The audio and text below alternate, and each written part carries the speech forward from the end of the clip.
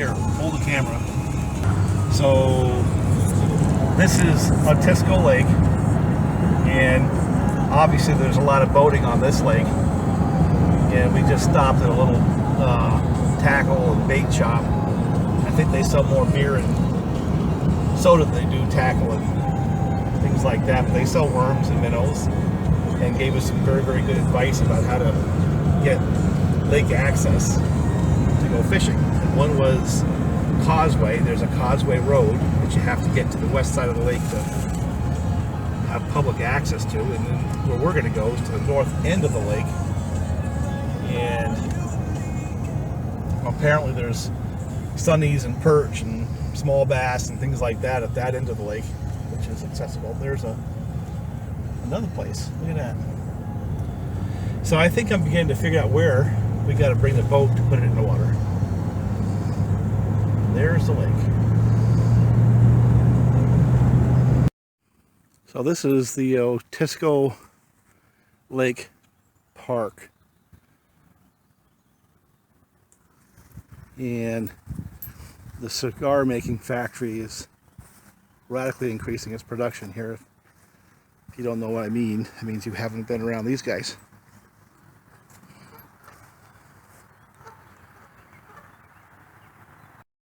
I don't know if you can see, but there's a fair number of fish right there by that log darting around. Mostly sunnies, but I saw a big bass in there. Oh, maybe 13 or 14 inches long. Maybe if I put the camera up, I can pick it out on the editor later. But they didn't even budge when I threw my spinner out, so that's not what they're looking for. Now, there's Kyle over there.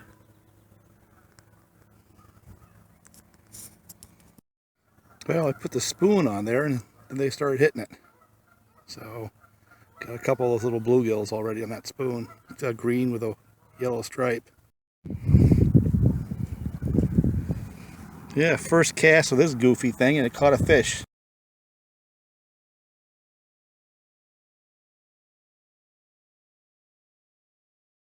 It says no swimming.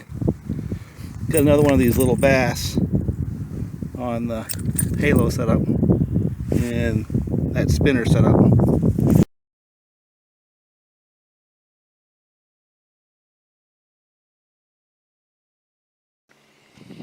Well, I'm going to do a couple of things today.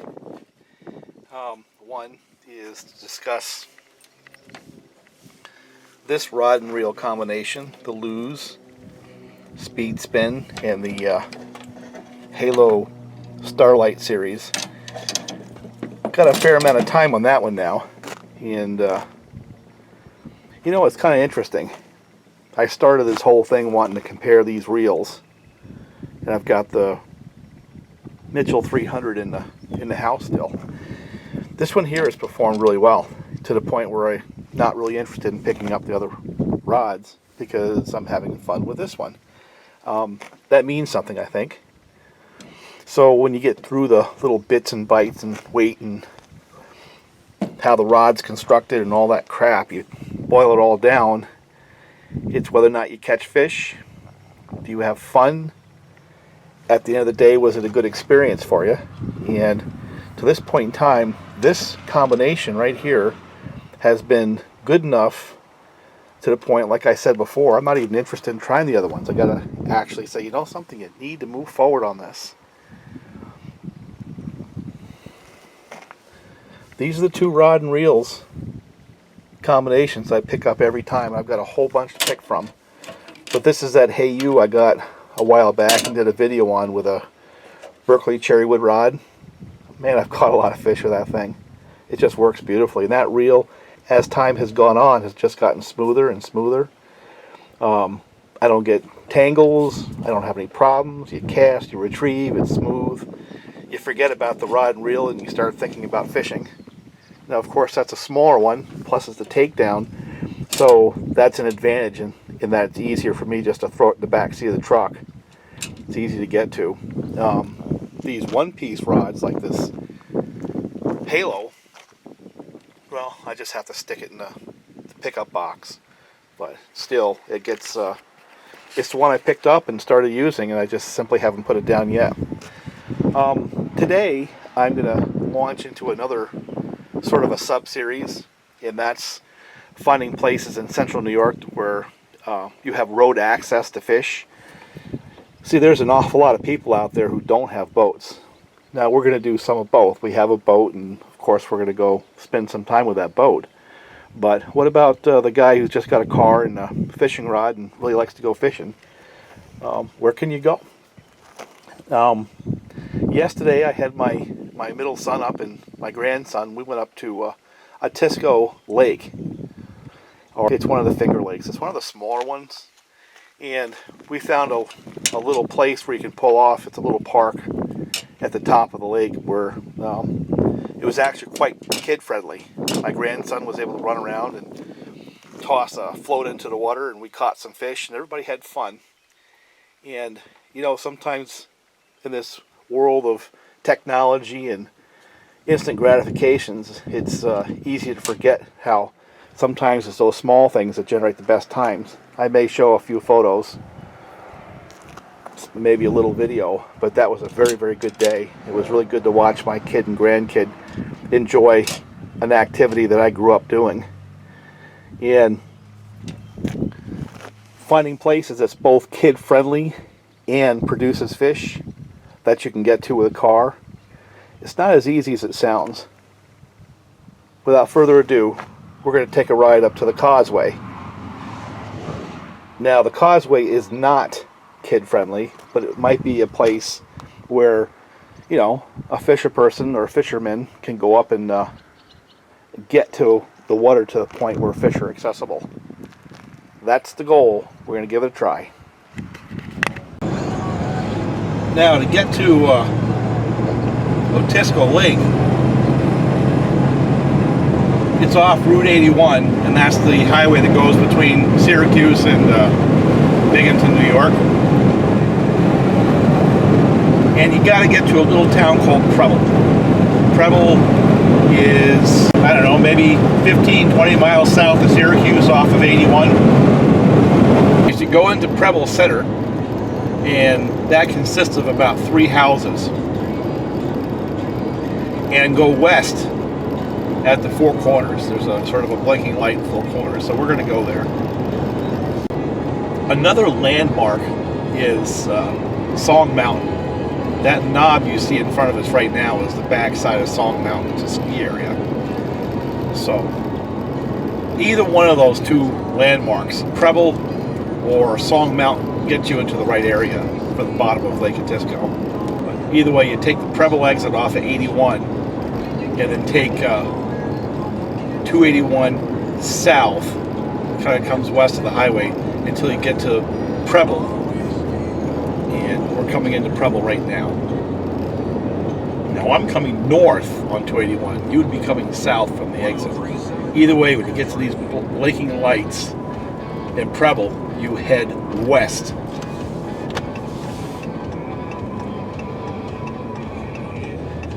And it's also a county road. It's a Otisco Valley Road.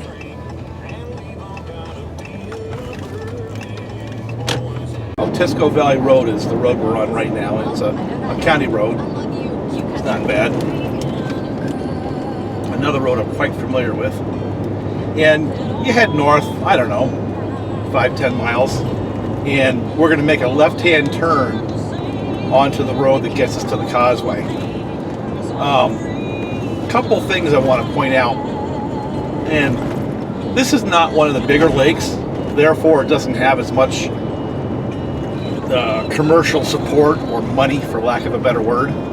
So the stores that are around that lake are not quite as well-to-do as what you're used to seeing. Partly what happens on these smaller stores, the bait shops, is people buy all their gear from Bass Pro, Gander Mountain, Walmart and the like. And these guys just can't compete. So what they can compete on is fresh bait, things like worms and minnows. But there's one reason it's worth stopping in these stores. And yeah, you might want to support the small guy, but more than that is they know what works in their particular area. And I did that yesterday. and stopped into a little store, I don't know, about halfway up the lake, and gave us some very, very good tips about where to fish and also what to use. They had some bait, had some lures that were fairly specific to the area. And I just wanted to give them a thank you, because they saved us probably days in running around and trying to find places to go. And one of the places they had given us as a place to go is at the top, which is the Otisco Lake Park, which is a Onondaga County park. Brought my kid up there, and his kid, and we had a good time, caught fish. It was kid friendly, it's child friendly. They also pointed out the Causeway as a place to go, and that's where we're going now. And I figure I'll put a little bit of video together on how to get there. This is a part of, again, the Fishing Central New York series I want to start. And I want to say a little bit about that because I'm talkative. But there's a few different kinds of fisher people out there. There's people with boats that have all kinds of access. And there's people who don't have boats, and that means they have to get there by car and walk to the shore to fish. And then there's people who've got time and people who don't have time. Now, I'm going to devote this series to people who have to drive and they don't have a lot of time. And I call it, I call it OCD fishing or ADD fishing. And that's where you sort of rush in and you try to get some fish and you rush out. And it's as much about getting out of the house and getting out of the area as it is actually fishing. And those kind of people typically need lures and not live bait. And they're typically all wound up and they want to cast and retrieve versus throw out live bait and wait. And I'm devoting this series to a person like that. Not that I have any experience in that mentality. I've only got 2 hours to do this. Oh, then I have to get back to chainsaws. I have a bunch of chainsaw work to do. But I have to confess that when my kids were up this weekend, I just kind of lost the momentum. Now I have to kind of get out of the house, get that empty nest syndrome, and then get back to the chainsaws a little bit later in the day and then tomorrow. Now the place you turn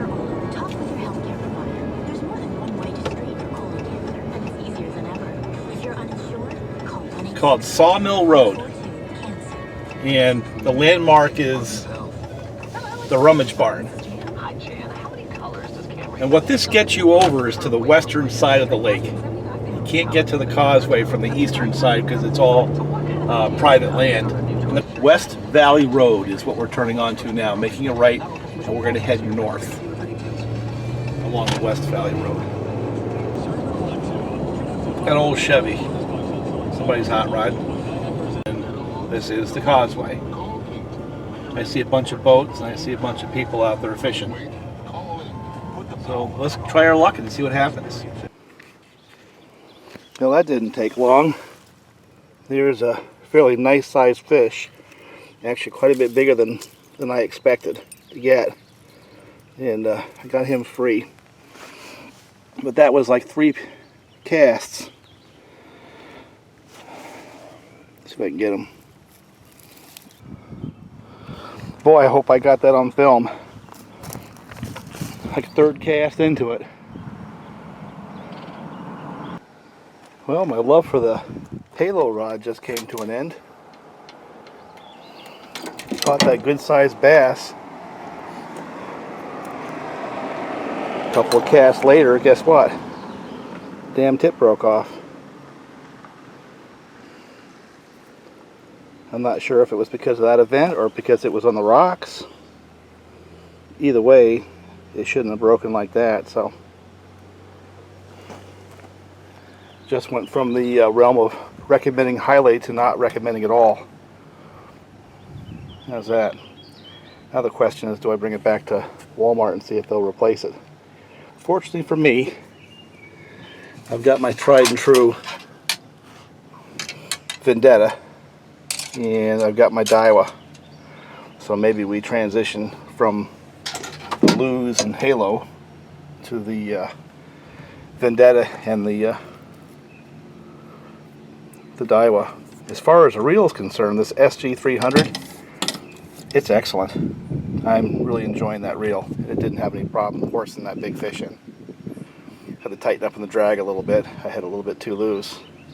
But moving on.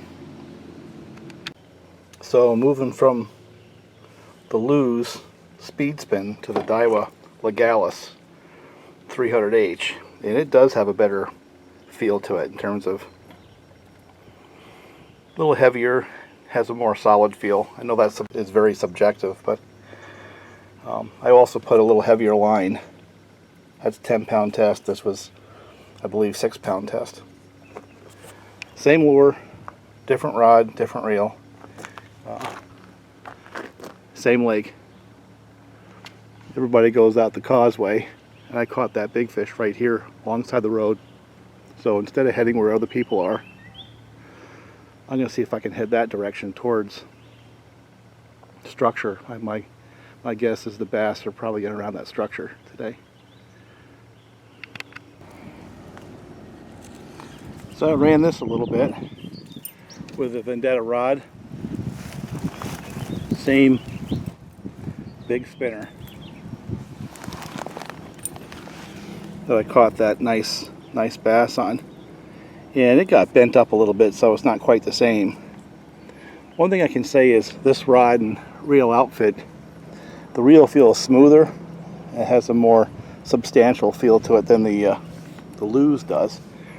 But this outfit as it is right now, this combination of rod, reel, and line doesn't cast as well as that Halo did. And combined with that Lews. So I don't know if it's the rod or the line, the reel, but I'm about 5 to 10 feet less per cast with this particular lure than I was with that rod. It's also a little bit softer on the tip, which might be part of it. I'm going to change up a little bit because I'm not catching anything on this now. Well, that didn't take long. I just put a spoon on and picked that thing right up. First cast. And another little one.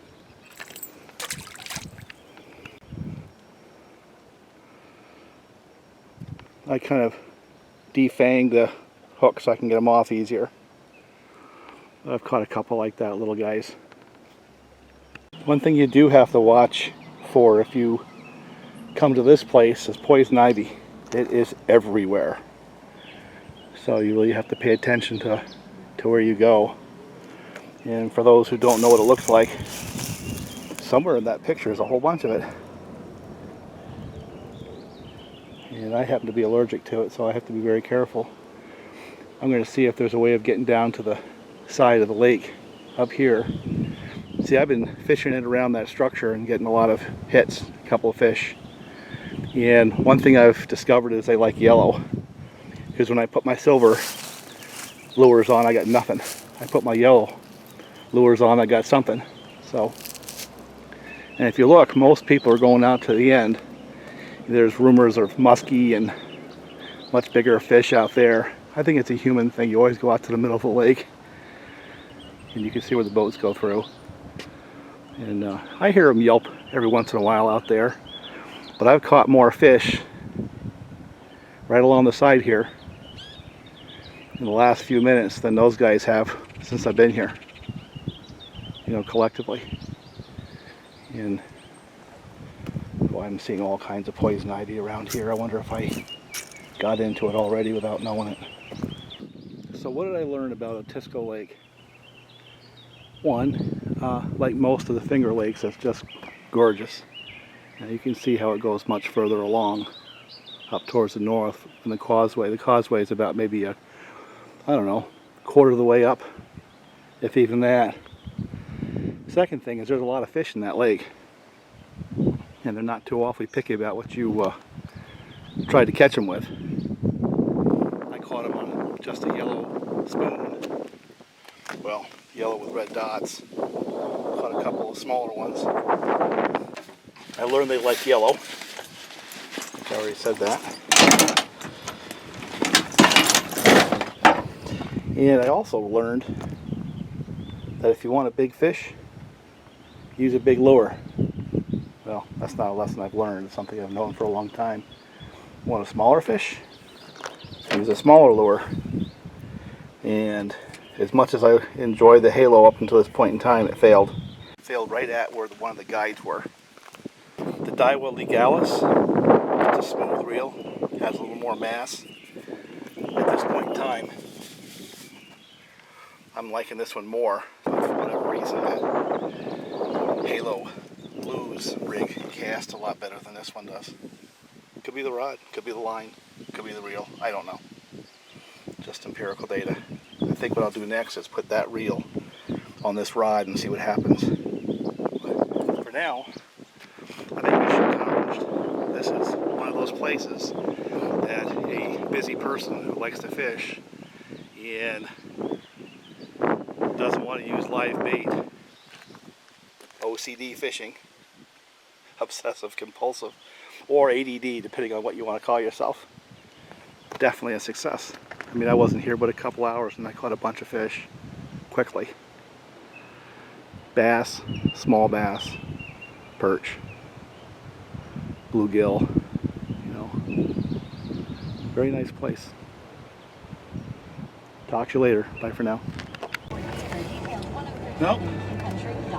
On the way home, put a couple hours into fishing and picked up a little bit of experience. Learned a little bit about this place, learned what the fish like. They like yellow, they don't like silver. Broke my halo rod, makes me sad. I'm gonna bring it to Walmart and see if they'll replace it. I'm kind of curious how they treat their customers. Of course, I don't have the receipt, so they can very quickly say forget about it because you don't have the receipt. This place is covered in poison ivy, so should you come here and fish at the Causeway, you really have to pay attention to that. I think I shot some video where you can see it. Lots of bass. I mean, they're hungry, they're aggressive, and they're not picky. Now, there is public launch. You can take kayaks and that kind of thing.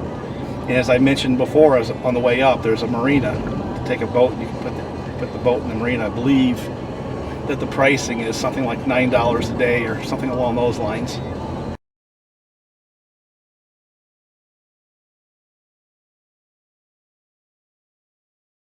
You know, part of the reason I'm doing this is because when my middle son came up this weekend, we really didn't know where to go.